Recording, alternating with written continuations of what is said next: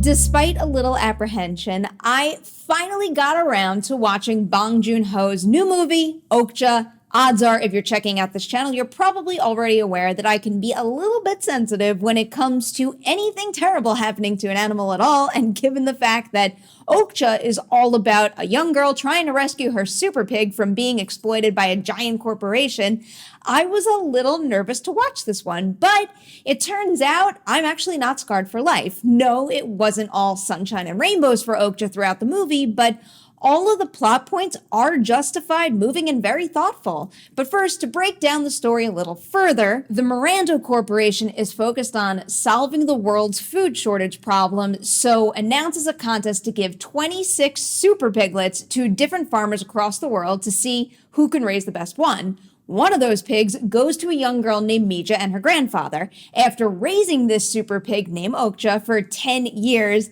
they wind up winning the contest, and that means that the Miranda Corporation takes Okja from Mija so they can bring her back to the States to show her off to the public in a big publicity stunt.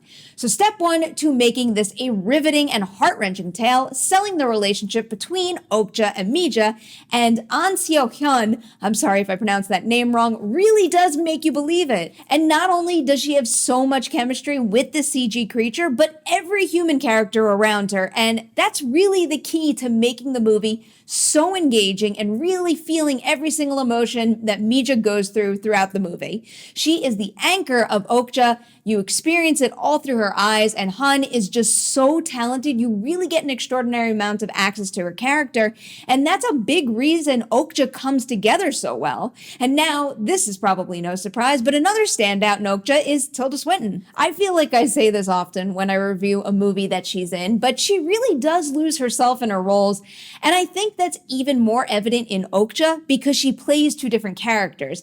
They're sisters, but Swinton makes them both really captivating in two completely different ways. And also, the members of the ALF, it's the Animal Liberation Front, are also a really great component of the movie. Paul Dano plays Jay, the head of the group, which also includes Lily Collins and Stephen Yeun.